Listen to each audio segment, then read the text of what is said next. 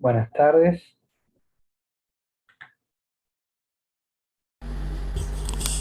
Buenas tardes. Buenas tardes, profesor.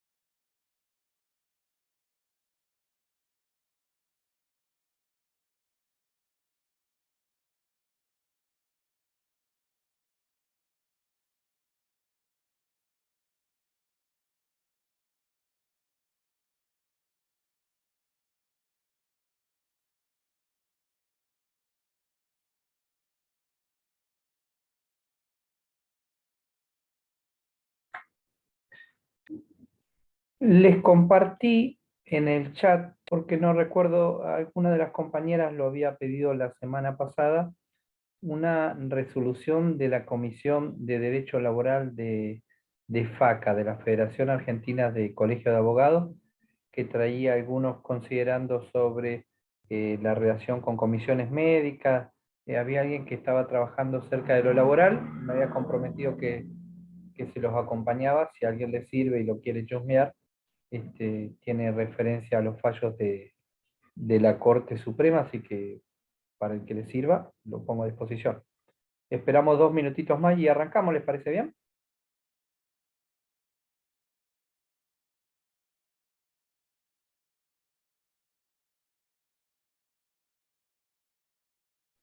Sí, sí.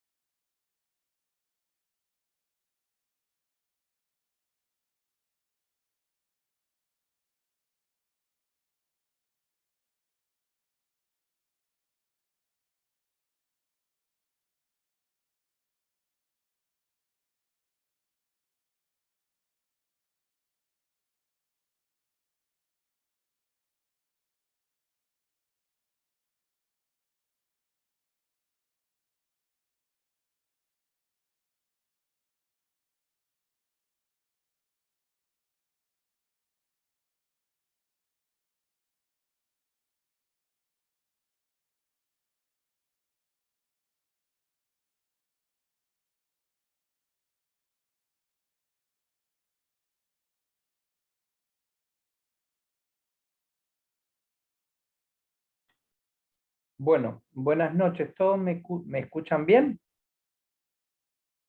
Hola, Sí, se profe, escucha buenas bien. noches. Bien. A ver, vamos a tratar Perfecto. de avanzar sobre la idea que veníamos trabajando en la última clase, ¿sí? Recuerdan que habíamos hablado de lo que era esta figura de control de constitucionalidad. Me esperan, por favor, un segundito que me olvidé los leds.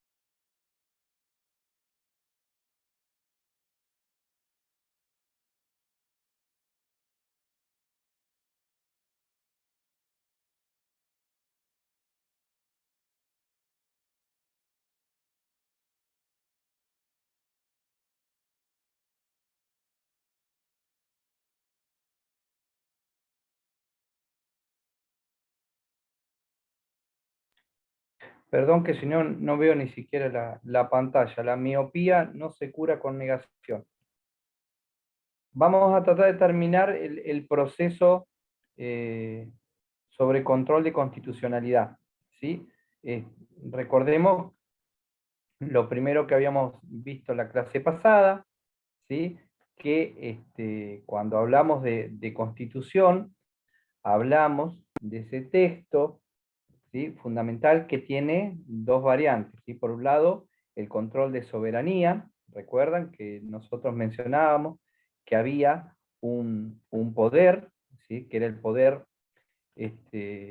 constituyente, que estaba por fuera de la Constitución, que era ese poder que emanaba de la soberanía popular, y que determinaba los alcances, los órganos de gobierno, competencia, etcétera, etcétera. Y a su vez, la Constitución funcionaba como esa estructura de jerarquía, siendo esa superley, esa norma superior, de la cual o a la cual todos debían adecuarse, ¿no es cierto? Recordábamos también dónde aparecía por primera vez, esa figura de el control de constitucionalidad y la supremacía de la Constitución. ¿Qué era la supremacía de la Constitución? Si por algún motivo había un conflicto entre leyes inferiores y lo que normaba la propia Constitución, eh, lo que iba a ocurrir era que primaba siempre la Constitución. ¿Se acuerda que habíamos visto el antecedente que era Marbury con Madison, donde la Corte Suprema de Estados Unidos había sentado dos principios de parte del Poder Judicial, ¿sí? La posibilidad de interpretar la norma, ¿sí? La norma va a decir finalmente lo que los jueces dicen que dice, y si en esa interpretación de los jueces había un conflicto con la norma superior, que es la Constitución, debía primar la norma constitucional. Habíamos mencionado que incluso dentro de el mismo seno de esta Constitución, había estado esa discusión, si era posible que, como sostenían algunos, principalmente Marshall, que es finalmente el ideólogo y el alma mater de este fallo, cuando un juez detecta que de la actividad legislativa o del Poder Ejecutivo se está violando la Constitución, tiene posibilidad de tachar esa norma como inconstitucional, de tal manera de no aplicarla, o debía primar la tesis que, entre otros referentes, sostenía Franklin, que el Congreso, como representante del pueblo, al momento de dictar las leyes, tenía la ciencia, la paciencia, el razonamiento suficiente, y la legitimidad de origen por quienes representaban, y por lo tanto las leyes que de allí salían no deberían ser revisadas.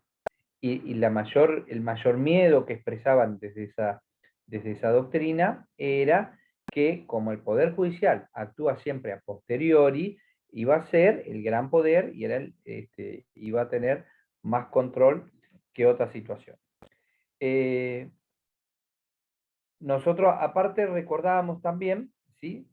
Siempre en esta situación que luego habíamos recordado también estas dos como tradiciones, ¿sí? Del lado de la Revolución Francesa, que habíamos recordado que existía cierto eh, descreimiento y cierto recelo hacia la figura de los jueces, porque los jueces habían sido parte importante de lo que ellos llamaban el anciano régimen, ¿sí? El ancien régime, que era, digamos, ese sistema despótico que culmina con la Revolución Francesa, con la toma de la Bastilla y finalmente con el pase por guillotina de Luis XVI y María Antonieta como hecho más emblemático.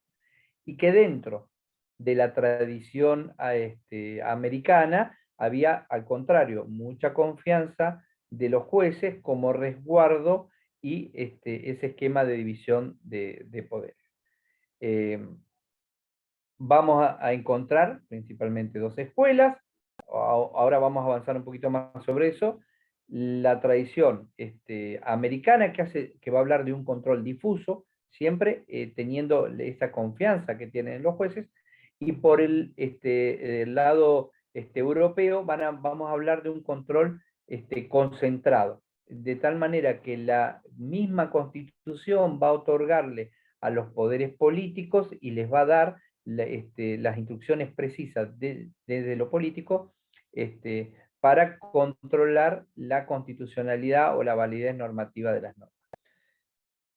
También mencionamos ese hecho luego de la Segunda Guerra Mundial, el valor y el impronte que tuvieron los derechos humanos atravesando todos los tratados internacionales, ¿sí? Digamos, luego de la Segunda Guerra Mundial, luego de todas las leyes de Nuremberg y todo lo que fue el genocidio en manos de los nazis y de todas las violaciones que se vieron en ese periodo, la humanidad, ¿sí? En especial el derecho, toma noción de ese tipo de cuestiones, se compromete al respeto a los derechos humanos, surge la Declaración Internacional por los Derechos del Hombre, surgen Naciones Unidas, los distintos organismos, y la impronta de los derechos humanos atraviesa de una manera fundamental las legislaciones, tanto en los tratados internacionales como en las propias legislaciones internas de cada uno de los países. A su vez aquí van a empezar van a aparecer muy fuertes dos escuelas de pensamiento. ¿Por qué? Porque lo que está en conflicto, nosotros dijimos que nuestra Constitución es reserva de soberanía, es decir, esa posibilidad que en un marco territorial, que son los límites de nuestro país, poder establecer cuáles son las leyes, cuáles son los órganos y cuáles son los derechos que se representan. ¿Está bien? Pero a la vez decimos que nuestro Estado, en virtud de que firma y acuerda con otros estados partes de manera bilateral o multilateral tratados, y en especial los que vamos a ver hoy de derechos humanos, vamos a encontrar que dentro de nuestro territorio nacional son aplicadas normativas, ¿sí?, que no emanan del Congreso de la Nación. ¿Está bien? Entonces, lógicamente, podríamos interpretar que está en juego la soberanía nacional, ¿sí? Hay normas que van a ser aplicables y que son operativas sin que emanen del Congreso de la Nación, sin que emanen del trabajo de la Cámara de Diputados y de la Cámara de Senadores. ¿Está bien? En ese sentido, hay dos escuelas a nivel mundial con esta situación. Por un lado, la teoría monista del derecho, por el otro lado, la teoría dualista del derecho, que confrontan entre sí. ¿Qué son estas dos escuelas? Para la teoría monista del derecho, el derecho internacional, especialmente el de los derechos humanos, es aplicable, ¿sí?, en los estados que han ratificado los distintos tratados y convenciones. para la teoría dualista.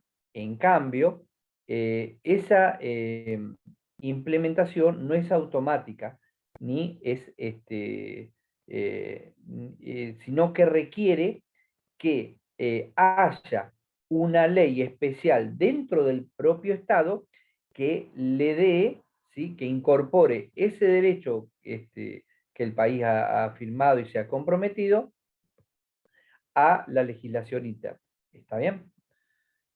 Y nosotros vamos a ver, ¿sí?, cuál es la situación hacia dentro de nuestro país, hacia dentro de nuestra Constitución Nacional. Profesor, ¿lo puedo Esencial, interrumpir un segundito? sí, Antes que por favor. avance. Cuando usted habla de esas dos posturas, ¿no? Monista y dualista, y hablamos, o sea, el tema es ver si hay alguna ley que emana del Congreso que autoriza a que los tratados, por ejemplo, internacionales y los derechos humanos tengan la misma jerarquía constitucional. ¿Es eso o estoy No, entendiendo cualquier cosa? no es eso. ¿Se acuerdan del fallo que nosotros vimos? Eurnequian con Neustadt, Sí, ¿sí? sí. Que Eurnequian lo que pretendía es poder ejercer el derecho a réplica. El derecho a réplica no estaba regulado en nuestro sistema interno, ¿está bien? Pero sí estaba consagrado en el pacto internacional, el famoso pacto de San José de Costa Rica, ¿está bien? El cual Argentina era parte, lo había ratificado por los mecanismos establecidos, tenía el voto del Congreso. Entonces, ese derecho humano, el derecho a réplica, es, digamos, ¿se puede ejercer o no se puede ejercer? Depende de que haya una norma interna que lo reconozca para que sea aplicable. Es decir, nosotros dependemos, sobre todo, pensémoslo bien fuerte en esta temática, los derechos humanos. Hay un derecho humano consagrado, ¿sí?, reconocido, el Estado es parte de un tratado que lo reconoce. Bueno, ese derecho, ¿es aplicable o no es aplicable? ¿Depende de la reglamentación o no depende de la reglamentación? Bueno, en este fallo, ¿sí?, previo a la reforma del 94, y vamos a ver ahora cuáles son los cambios que incorpora la reforma del 94, la Corte Suprema parece alinearse en la teoría monista, es decir, bueno, a ver, el Estado argentino no puede ampararse en la falta de reglamentación de un derecho para que el derecho no sea aplicable, para que no sea efectivo. ¿Se entiende?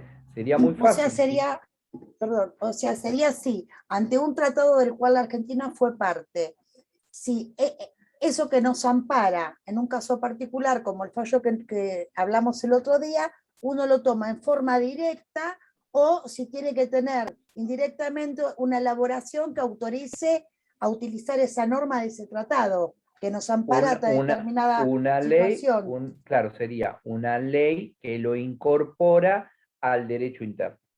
¿Está bien?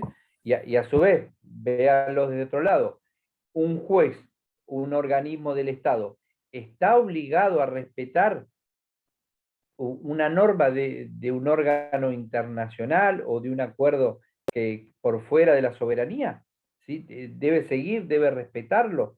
Bueno, esa es la cuestión. Algunos dicen, mire, estas normas no son operativas hasta que el derecho interno no las incorpora como norma. ¿Está bien? La teoría monista dice, no, mire, son derechos humanos, ¿sí? Nos va la esencia misma y la dignidad de la persona, por lo tanto, son operativos.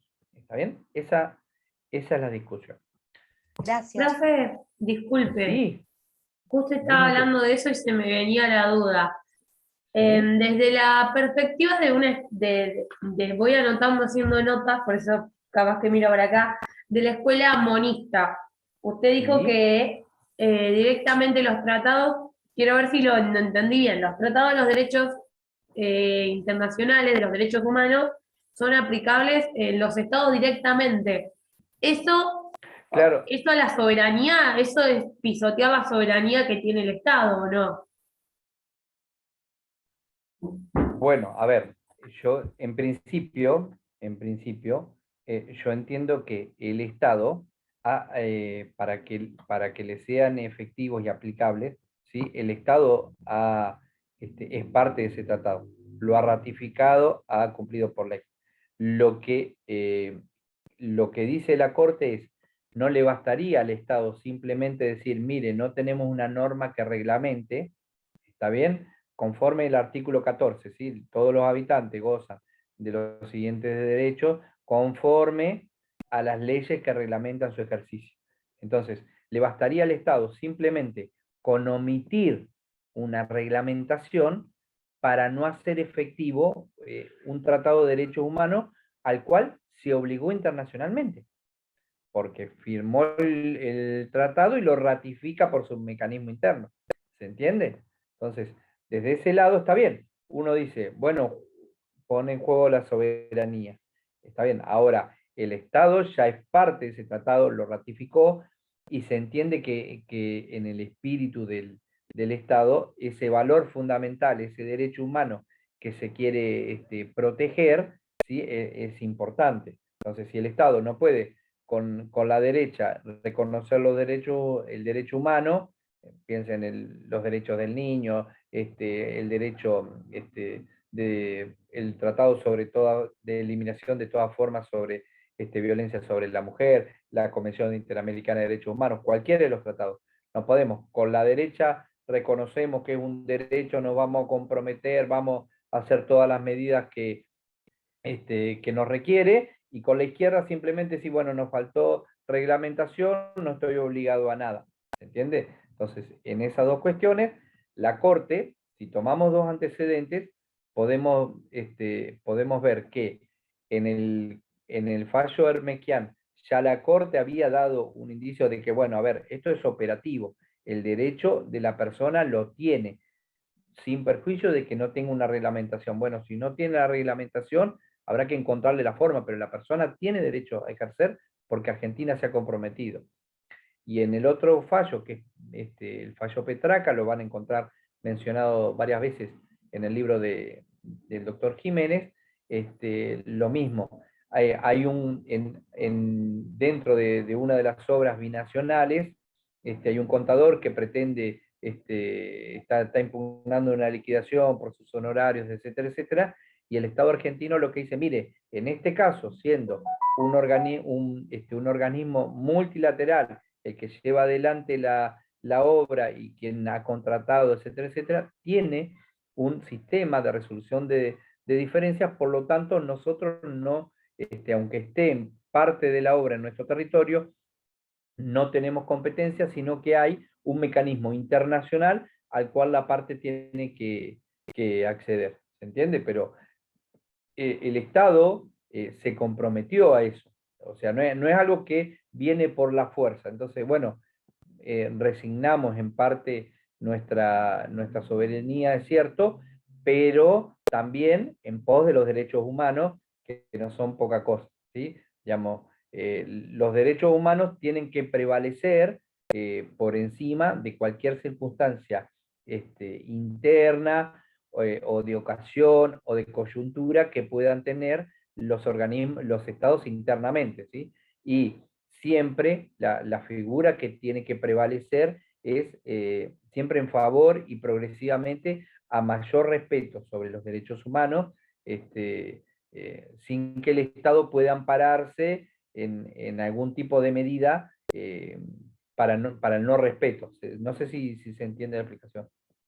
Sí, profe, muchas gracias. A ver, y lógicamente, lo que vamos a tener que poder evaluar es, nosotros dijimos, la Constitución está por encima, es esa norma que está por encima de todas las normas que vienen en esa figura que hacíamos de pirámide. Antes de la reforma del año 94, digamos que era bastante clásica la composición, la forma se podía interpretar claramente cuál era el rango constitucional, ¿sí? El orden, digamos, los escalones que debían respetar los jueces y todos los órganos del Estado. Si nosotros hacemos un juego de las normas constitucionales, recordemos, ¿sí?, siempre que aún con la reforma del año 94, que se tuvo ese acuerdo político de que no se tocaban los primeros 36 artículos de la Constitución, donde contenían en esa parte dogmática aquellos contenidos que se consideraron pétreos, ¿sí?, que hacían a la esencia misma, ¿sí?, de la Constitución y de los valores que nosotros teníamos como nación y como historia. El artículo 31 de la Constitución Nacional nos decía que esta Constitución, en primer lugar, las leyes que en su consecuencia se dictan por el Congreso y los tratados de las potencias extranjeras son la ley suprema de la nación. Pero en primer lugar, claramente, esta Constitución determina y determinaba, ¿sí?, que las autoridades de cada provincia están obligadas y tienen que estar conforme a esta reglamentación, no importando cualquier disposición en contrario que contengan una ley o una resolución provincial, dejando a salvo muy las cuestiones y los tratados suscitados entre 1853 y 1860 por la provincia de Buenos Aires, ¿sí? En ese momento que la provincia se escindió del Estado Nacional. En el artículo 27 le da la obligación, ¿sí? Recordemos que nosotros tenemos que tener muy en claro que las enunciaciones o lo que dicen los artículos de la Constitución no son meras declaraciones y buena voluntad, sino que generan obligación constitucional, es una manda que incluso, esto lo marcaba muy fuerte el último tiempo de su trabajo, Germán Vidar Campos, y él insistía mucho con la figura de la omisión constitucional, ¿sí? Que es posible que los funcionarios respondan si no cumplen con las mandas constitucionales que están previstas en la Constitución. Él decía, estas normas no son enunciados, buena voluntad, ¿sí? Lo que está en los artículos de la Constitución son ley, obligan, deben ser respetados y pueden ser exigidos a los funcionarios.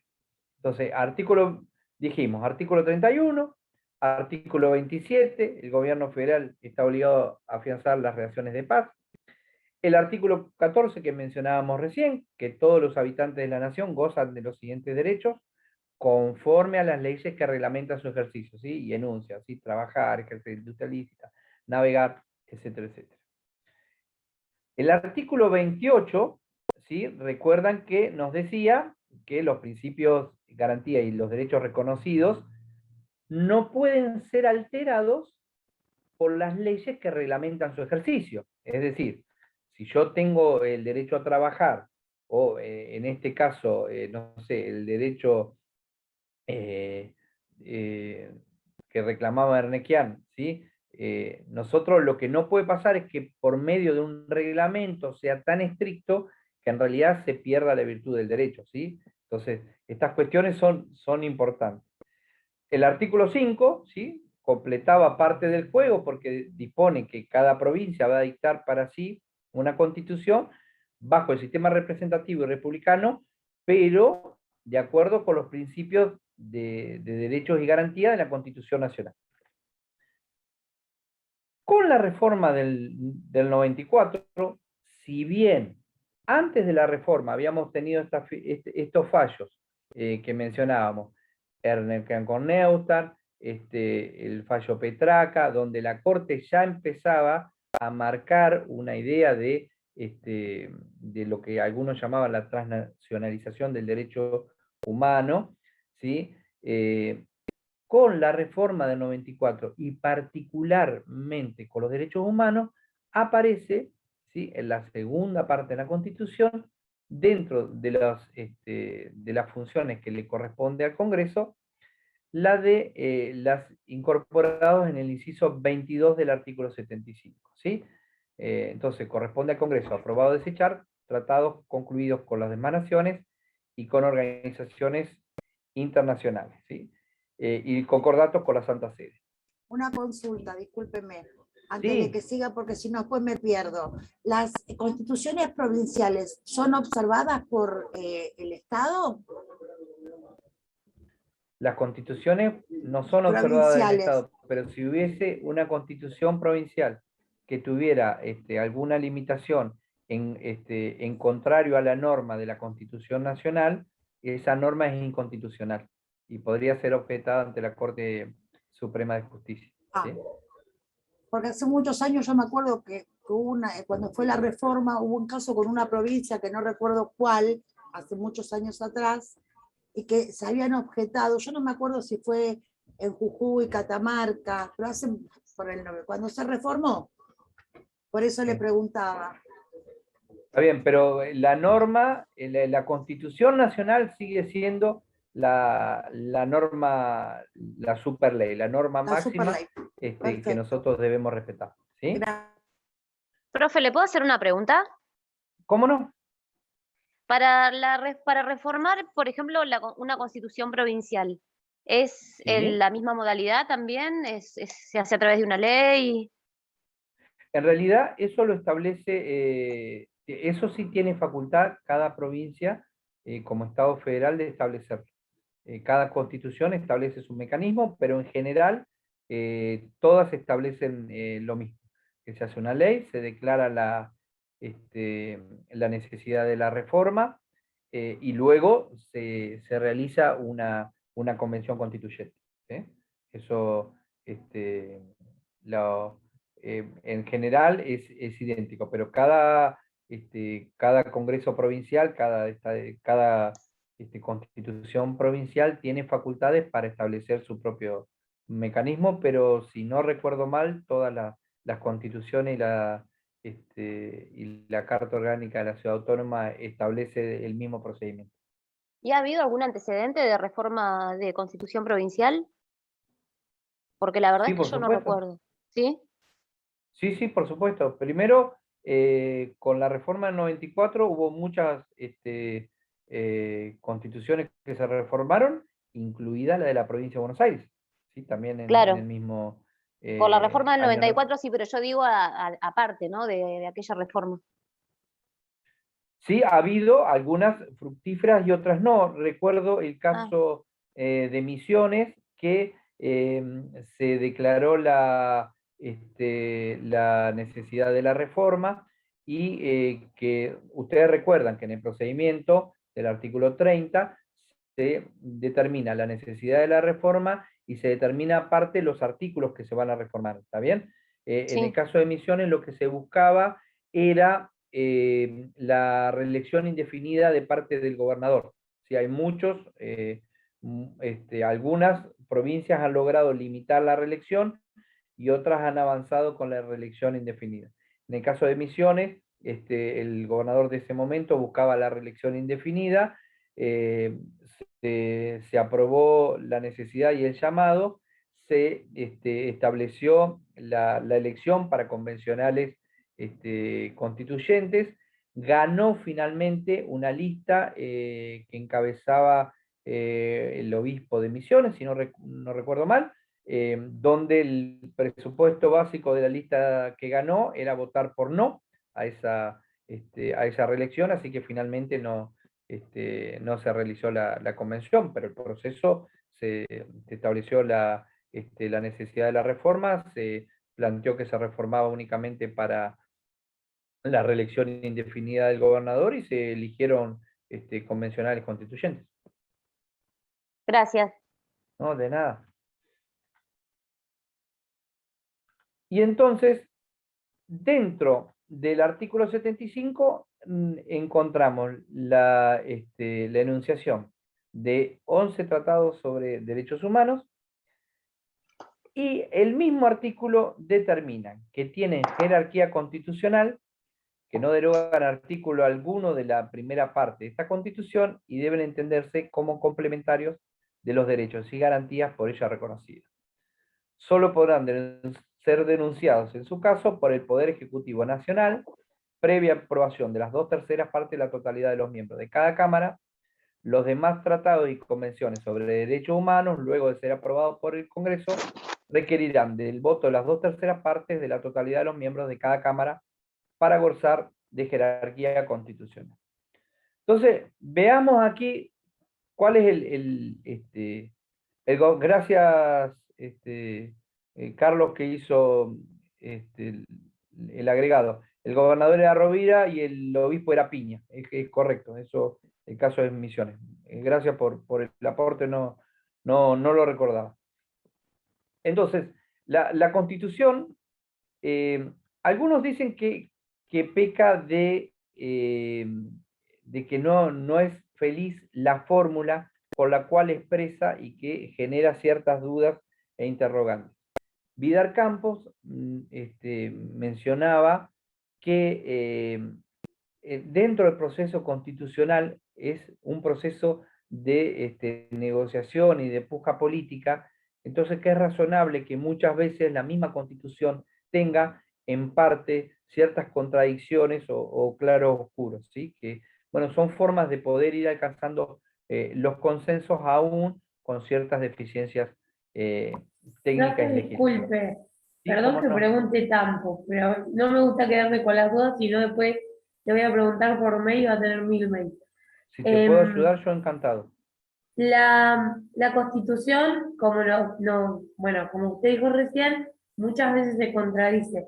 ¿Se puede contradecir a la primer parte, que es de derechos? ¿Se pueden contradecir dos derechos? A ver, te tomo la pregunta, te la respondo en un ratito chiquitito, ¿sí? Dale. Te lo tomo. A ver, lo que nosotros tenemos que determinar, y en esto es el control de constitucional y la supremacía constitucional, ahora vemos una figura, que es el artículo 75, inciso 22, que nos incorpora 11 tratados sobre derechos humanos, que nos establece ya que estos tratados tienen jerarquía constitucional, ya los diferencia a otros tratados que no tengan esta condición, ¿sí? Punto 1. Y punto 2, ¿cómo solucionamos, ¿sí?, el conflicto entre estas normas? Bueno, si hay un conflicto entre el texto de la Constitución y estos tratados, ¿cómo lo resolvemos? Esto es parte de lo que nosotros tenemos que resolver en esto que es el control de constitucionalidad.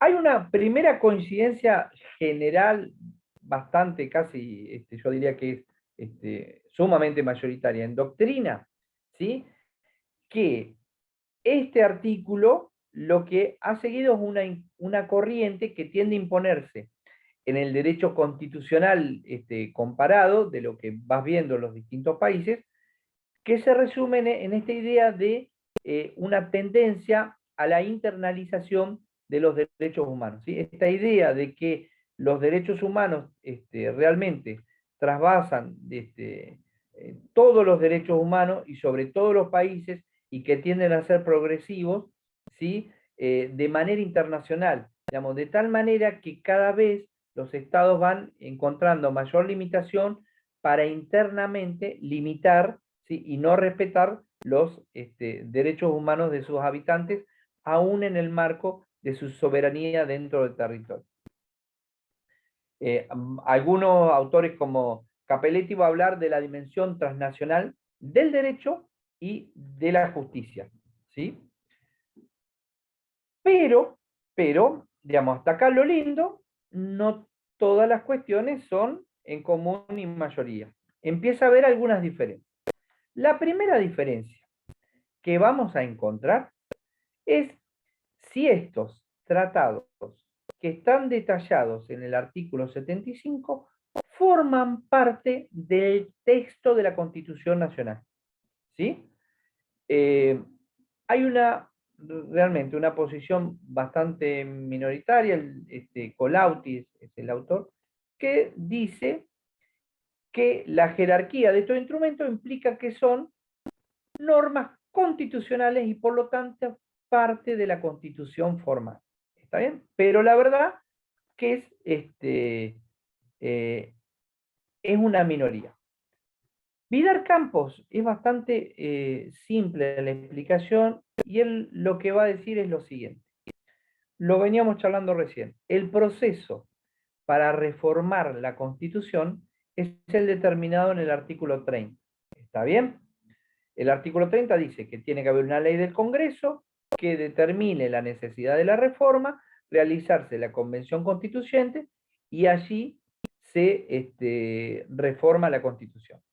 Si nosotros aceptáramos que estos tratados forman parte del texto de la Constitución, por medio del proceso del artículo 30, nosotros podríamos reformarlo, porque si es texto de la Constitución, seguimos el procedimiento y reformamos. Cuestión que está específicamente vedada por el derecho internacional. Los estados partes no pueden unilateralmente modificar las normas de un tratado, ¿sí? Se cae de maduro. Los tratados son por lo menos bilaterales, pero pueden ser multilaterales. Si todos los estados han llegado a un acuerdo, no podría, ¿sí? Tener un estado de manera unilateral la posibilidad de reformar. Lo que sí va a poder el Estado, en ejercicio de su soberanía, mediante ese procedimiento, sacarle este rango de jerarquía constitucional a este tratado, pero no más que eso, ¿se entiende? Esto es una decisión de la Constitución Nacional que le da a estos tratados un rango distinto a otros tratados que no lo tengan, y lógicamente un escalón y una jerarquía por encima de las leyes, ¿sí? Lo que nosotros tenemos que tener muy en claro es que aparezcan estos tratados en la Constitución no significa que han integrado la Constitución, ¿se entiende? Simplemente tienen una jerarquía, pero no son, por lo menos desde nuestra postura, la parte integrante, ¿sí? De la Constitución. Sí está claro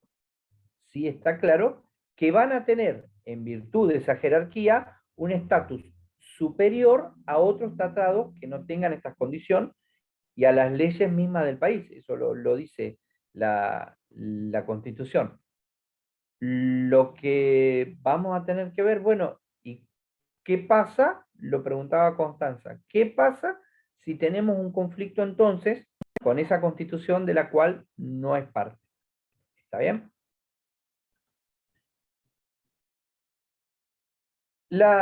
Hay alguna parte de la doctrina tiene una particular visión que dice que los tratados internacionales no podrían modificar, en virtud del artículo 28, los derechos consagrados en la parte dogmática de la Constitución, pero que sí podrían afectar los derechos consagrados en la segunda parte, en la parte orgánica de la Constitución.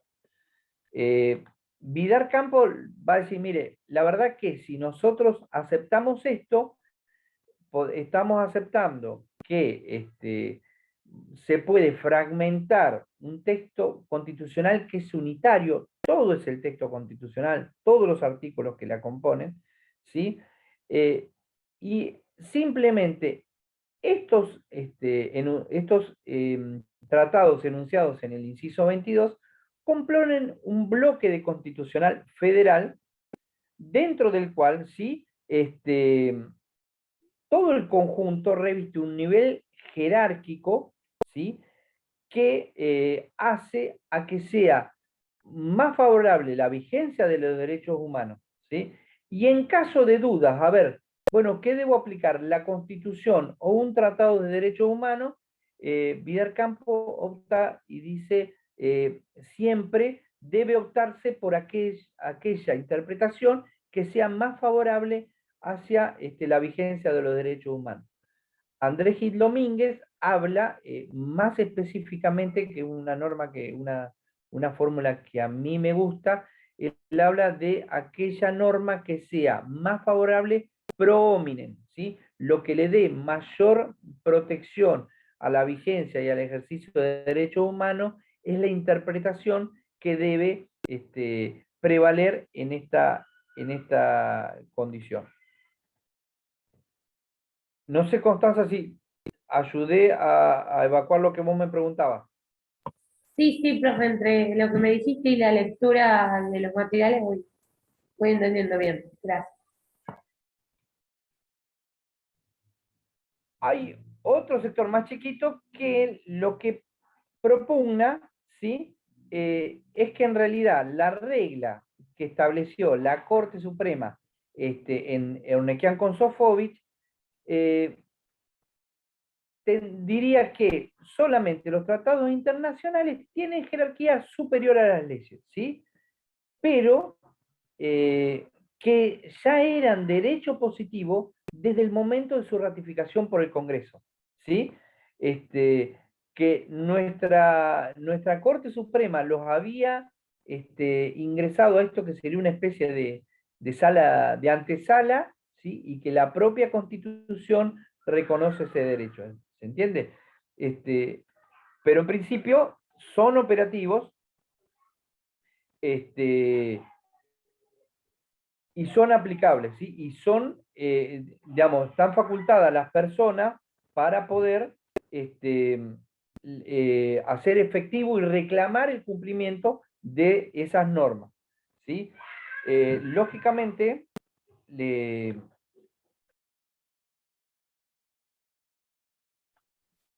¿ahí se escucha? Perdón. ¿Me Sí, se escuchan? Pues se me escucha, cortó. profe. Sí. Perdón. Perfecto. ¿Sí? Y, digamos, en estos mismos fallos, la Corte lo que esboza, ¿sí? Que lo va a empezar a repetir de tal manera, ¿sí? Lo dicho por la Corte Interamericana de Derechos Humanos. Lo que tienen que servir estos tratados hacia el derecho interno, ¿sí? Es una guía de interpretación, no solo para los jueces, sino para los distintos órganos del Estado. ¿Está bien? En este sentido, y por ahí a manera de resumen, ¿qué es lo que entiende la cátedra? La cátedra lo que entiende, sobre todo el doctor Jiménez, es que estos tratados no integran la Constitución, que tienen, sí, jerarquía, ojo con el término, tienen jerarquía constitucional, pero no tienen la posibilidad de control constitucional, de supremacía constitucional, ¿está bien? Tienen jerarquía, pero no supremacía constitucional. De tal manera que si hubiese un conflicto entre lo determinado por un tratado y lo que dice la norma expresa de la Constitución, prevalece siempre el texto de la Constitución Nacional, ¿sí?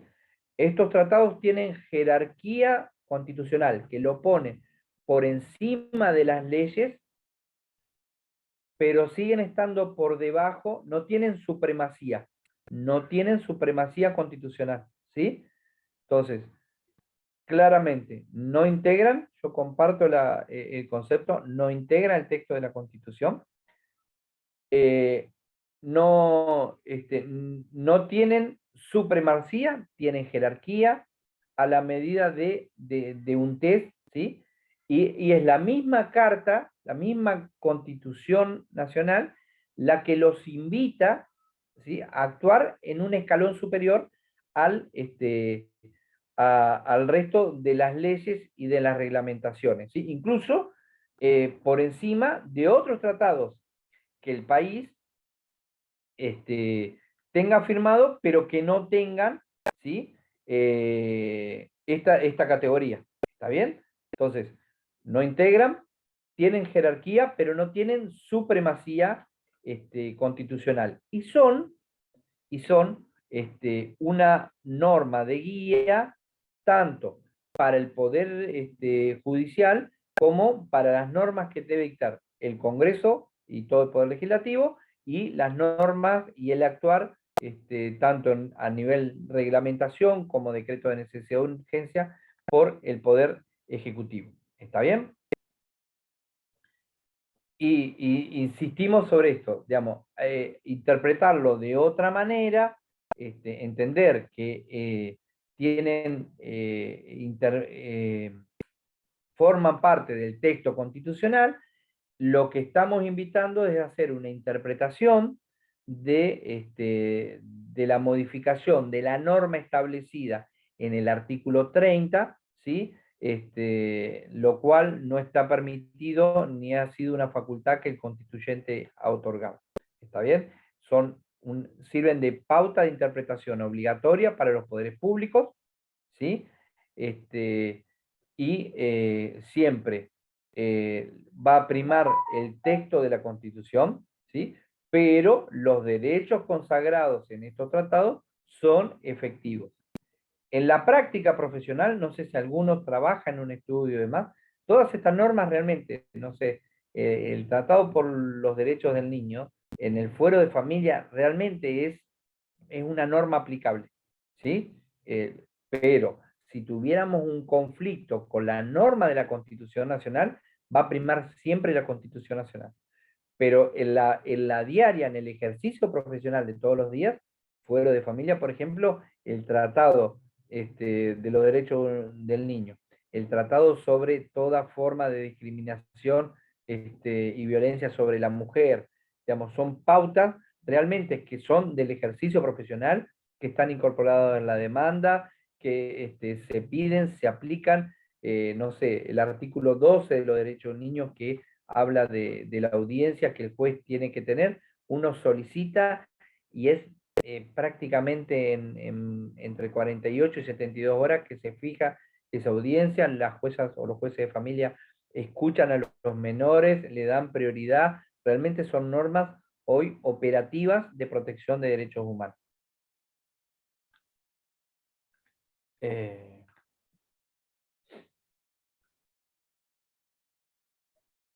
A ver, lo que queda claro es esta línea que venimos diciendo. La normativa internacional sobre derechos humanos ya es derecho aplicable, ¿sí? Ya es derecho aplicable. Solo podría perder todos estos tratados que están enunciados en el artículo 75, podrían perder esta jerarquía por medio del procedimiento establecido en el artículo 30, ¿sí?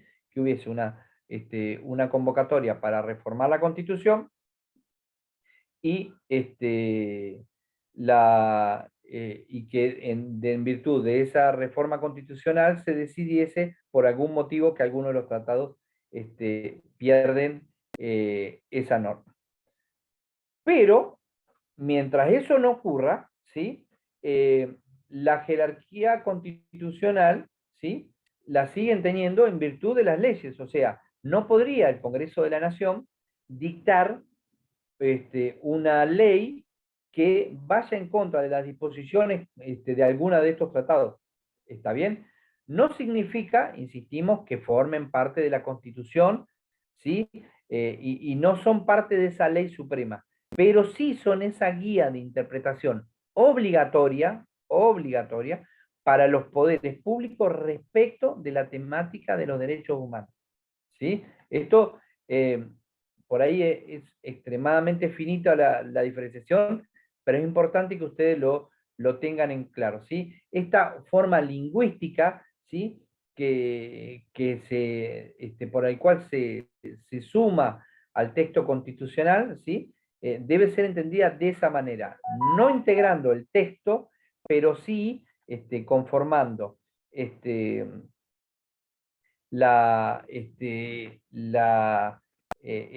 que se llama bloque de constitucionalidad y teniendo esa jerarquía superior al resto del tratado y a las leyes.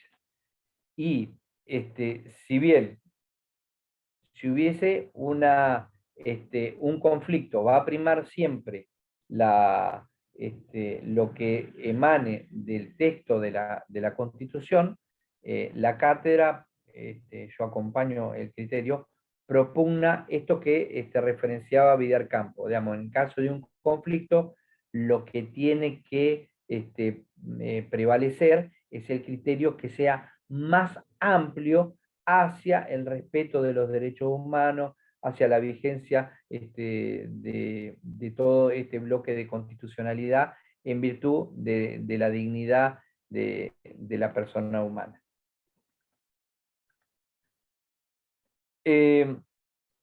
La Corte Suprema de Justicia, ¿sí? Ha ido también en este camino, ¿sí? Ha marcado claramente en las distintas reseñas que hemos mencionado, primero, marca claramente, tienen jerarquía constitucional, estos tratados de derechos humanos, no tienen facultades de derogar alguno de los derechos incorporados en la Constitución. No pueden derogar derechos consagrados en la primera parte de la Constitución.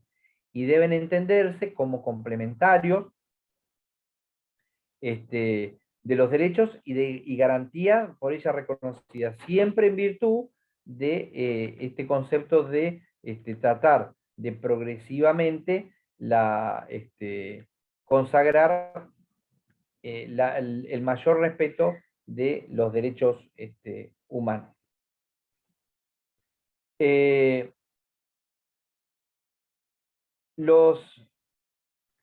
Entendemos que dentro de este bloque de constitucionalidad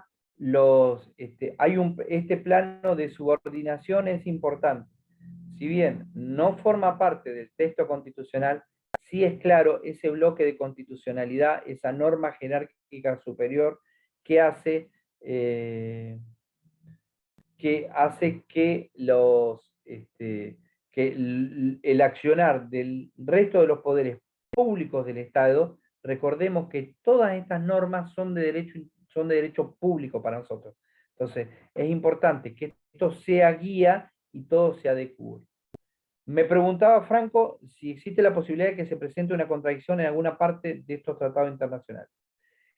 De la misma manera, entiendo que la interpretación debe ser en el mismo sentido. Si hubiese entre dos tratados internacionales una contradicción, siempre debe prevalecer la que sea mayor vigencia hacia los derechos humanos, ¿sí? Digamos, teniendo en cuenta este principio de pro hominem, pro derechos humanos, siempre la que brinde mayor amplitud, mayor protección, mayor rapidez, mayor integridad hacia la persona humana, ¿sí? Es la que va a prevalecer. Sin perjuicio que la misma Constitución, en virtud de este acuerdo, de este bloque de constitucionalidad, tratando de preservar los derechos consagrados en la primera parte, y tratando de no modificar ninguno de su articulado, ha tratado de proteger esto que se conoció como contenido pétreo. De la misma manera, la Constitución nosotros la tenemos que tomar como una totalidad, ¿sí? No pudiendo, digamos, no le va a estar permitido a un tratado reformar ninguna parte, ¿sí? Toda la Constitución es la que se presenta y la que se intenta proteger. ¿Está bien?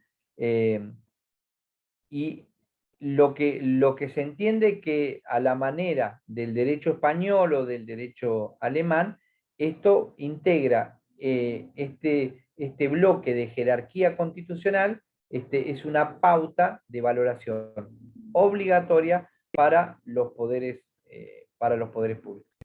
Hasta aquí vamos, están muy aburridos. ¿Alguna pregunta más?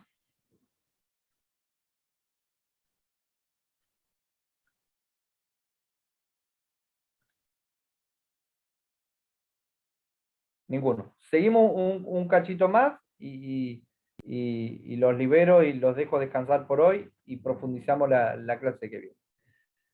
A manera de interpretación, digamos, nosotros vamos a ver, dijimos, dos maneras de controlar esta situación. Nosotros ya sabemos que va a haber normas superiores, que peleamos por la vigencia de los derechos humanos, que la Constitución es el valor supremo, que los jueces van a tener esta posibilidad de evaluar, ¿sí?, si una norma está en conflicto con el espíritu de la Constitución. Pero ¿para qué? Esto que yo les decía hoy, para que la Constitución no sea simplemente un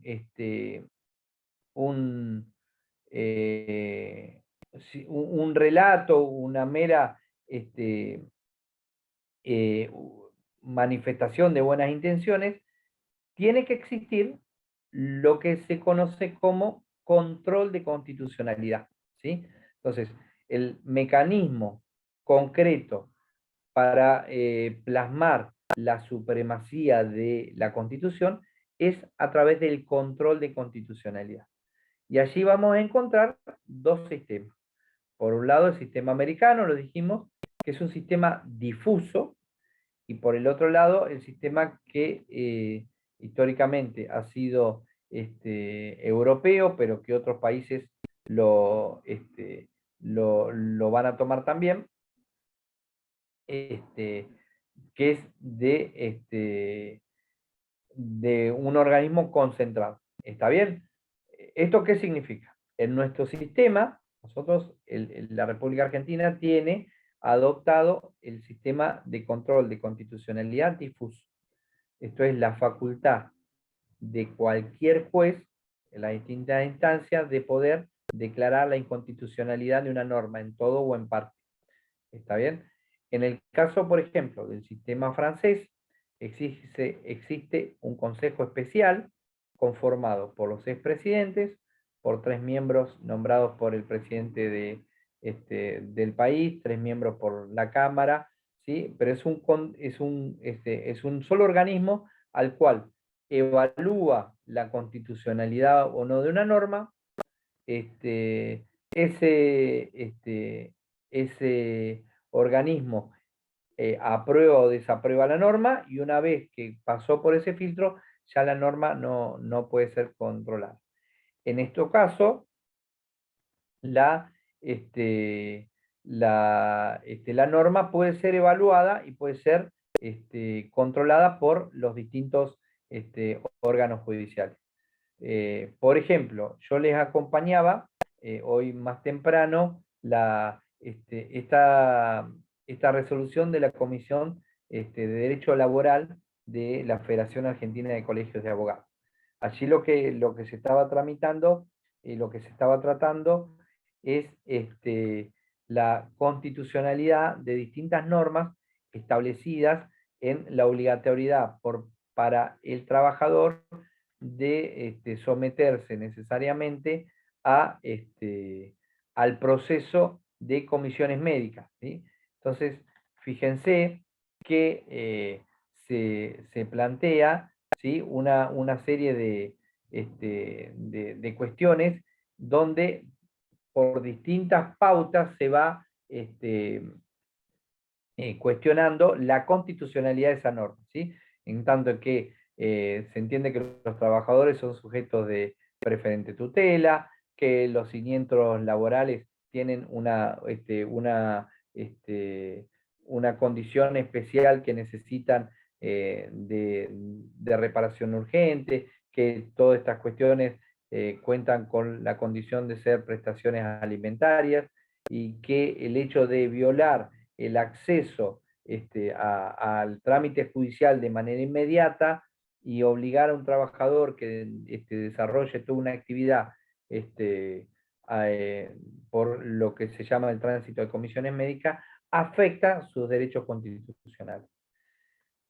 En nuestro sistema hay una serie de requisitos, los vamos a repasar bien concreto la semana que viene, pero a manera de adelanto. lo que es necesario es que el texto de la norma cuestionada, ¿sí?, confronte de manera clara y concreta con alguna parte o del texto constitucional o del texto de los tratados internacionales sobre derechos humanos. Es requisito que haya un caso concreto. Ustedes habrán visto que hubo un fallo que declaraba inconstitucional la ley de la suspensión voluntaria de embarazo, pero lo hacía en abstracto. Y eso la Corte Suprema tiene dicho que para que exista la posibilidad de plantear una inconstitucionalidad de una norma es necesario el caso concreto, necesario una afectación. Y es lo que finalmente resolvió la Cámara Federal de Mar del Plata. Yo les voy a acompañar, me olvidé de cargarlo hoy, pero lo voy a tener para la semana que viene para que ustedes lo vean, ¿sí? La importancia y la necesidad de que haya un caso concreto. No se puede plantear la inconstitucionalidad meramente en abstracto. Y, digamos, si bien se puede plantear por otros, siempre es necesario acreditar la legitimación para iniciar el cuestionamiento de la validez de una norma. A ver, yo podría, aún sin ser afectado yo podría, por ejemplo, reclamar la inconstitucionalidad del DNU que le impida a la persona, no sé, volver a la Argentina si la persona perjudicada es un hijo que no puede volver a mi casa. Vamos a suponer que tengo un hijo que está de viaje en España, no puede regresar al domicilio, no tiene posibilidades de plantear un recurso en el exterior. Yo, si bien no sufro el efecto, el perjuicio directo, puedo estar legitimado en esa condición para pedir que se declare la nulidad, la declaración de inconstitucionalidad, y en ese sentido ordenarle al Estado que cumpla con una resolución que le permita a la persona regresar a su domicilio, ¿sí? Pero vamos a ir viendo bien la semana que viene cuáles son todos los requisitos y qué diferencia tiene nuestro sistema con respecto al sistema, a los sistemas de control de constitucionalidad concentrado. Y de la misma manera, ustedes tienen que saber que no todos los controles pertenecen al Poder Judicial. Y algunos, incluso la mayoría, ponen en cabeza de la Corte Suprema de su país este organismo de control, pero hay algunas variaciones, incluso en Latinoamérica, donde hay específicamente tribunales constitucionales que hacen a la evaluación propia y concreta de este tipo de cuestionamientos. No sé si tienen alguna consulta, si los dormí en demasía en el día de hoy. No, profe, estuvo muy claro todo. ¿Sí? Espero Sí, por lo sí. menos que les haya quedado. Sé que esta parte es aburrido, lo que viene es lo más divertido porque vamos a tratar de que ustedes entiendan cómo hacen el planteo el día de mañana, pero es importante que ustedes tengan estos conceptos que son la base para después lo que ustedes tienen que plantear y la forma donde lo tienen que poner. Ok, perdón por tantas preguntas. No, yo te lo agradezco. Posta, perdón por tantas preguntas. Yo voy yo también. anotando las preguntas y las voy agendando para ver y tratar de la próxima vez por ahí ser un poquito más claro, así que yo se las valoro enormemente. Bueno, gracias. Si no hay ninguna Gracias, pregunta más, buena jornada para todos, descansen y a cuidarse de la lluvia. Muchas gracias, igualmente. Doc. Gracias. Adiós. Chao, gracias. Gracias, buenas noches. Adiós. Gracias, buenas noches.